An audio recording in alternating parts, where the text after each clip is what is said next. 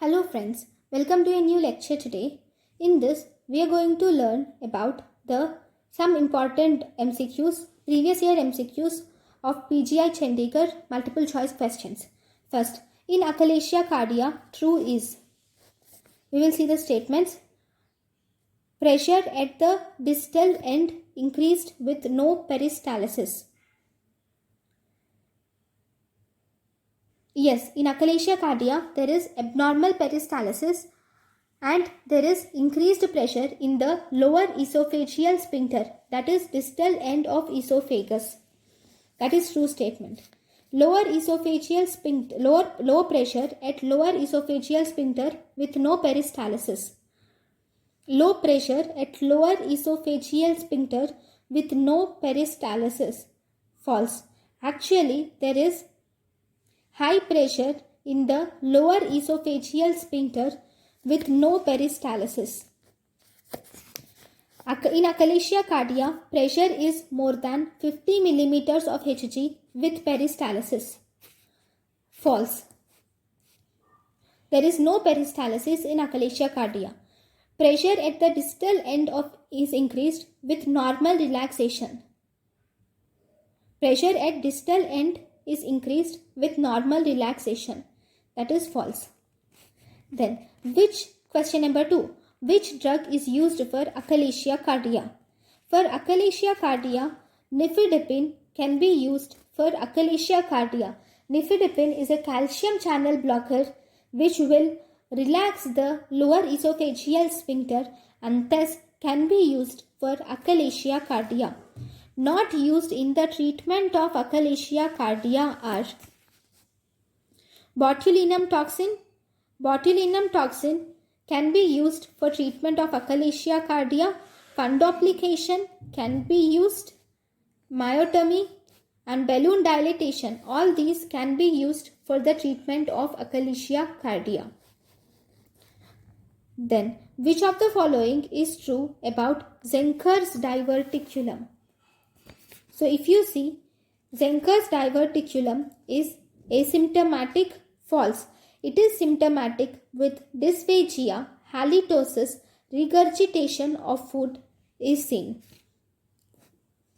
It occurs in the mid-esophagus. False. It occurs in the upper end of esophagus, especially at the cricopharynx, that is Killian's dehiscence, which is between the muscles thyropharyngeus and cricopharyngeus muscles. Treatment is simple excision. True. Diverticulectomy is the treatment of Zenker's diverticulum. It occurs in children. Yes, this occurs in children. False. Zenker's diverticulum occurs in older age group, that is above 70 years male. Then, question number 5. Acronym for POEMS is, POEMS stands for polyneuropathy, O for organomegaly, E for endocrinopathy, M for M protein and S for skin changes. So in the options, it is polyneuropathy, endocrinopathy and M protein. S for skin changes, not scleroderma.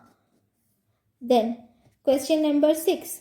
Connective tissue disorder associated with gastroesophageal reflux disease is, actually scleroderma is the connective tissue disorder associated with gastroesophageal reflux disease.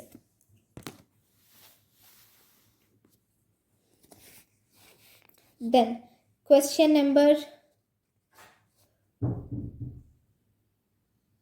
8. Patterson-Brown-Kelly syndrome is characterized by all except, so false statements. Patterson-Brown-Kelly syndrome is characterized by lower esophageal web. True. Iron deficiency anemia. True.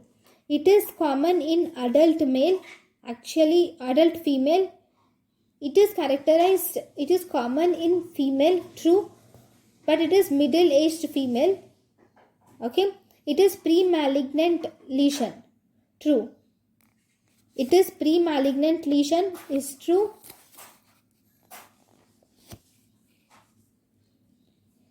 lower esophageal web is present. This is false. Actually, there is upper esophageal web is present.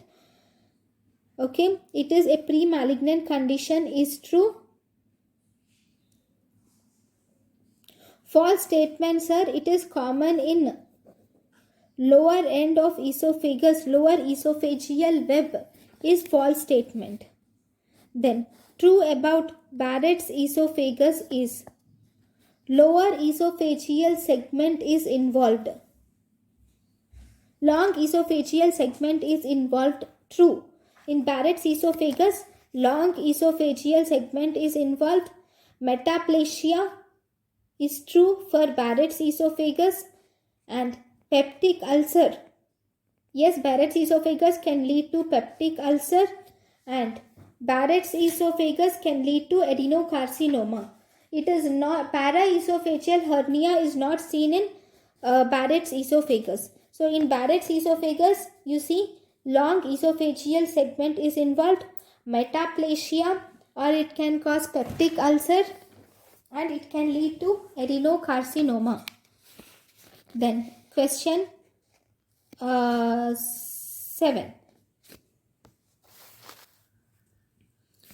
True statements about Barrett's esophagus are: Barrett's esophagus has sequence of prolonged GERD. Yes, it can cause GERD. It is a pre-malignant lesion. True. Lower esophageal mucosa is replaced by intestinal type of epithelium. True. Varicose veins are seen. No, varicose veins are not seen in Barrett's esophagus. Predisposes to squamous cell carcinoma of esophagus is false. Actually, it predisposes to adenocarcinoma of esophagus. Then, question number 9. True about Barrett's esophagus is: it is a pre-malignant lesion. Yes, it is a pre-malignant lesion. Predisposes to squamous cell carcinoma. This is false. Actually, it predisposes to adenocarcinoma. It can be diagnosed by endoscopy. False. It can be diagnosed by endoscopic biopsy. Actually, biopsy is very important for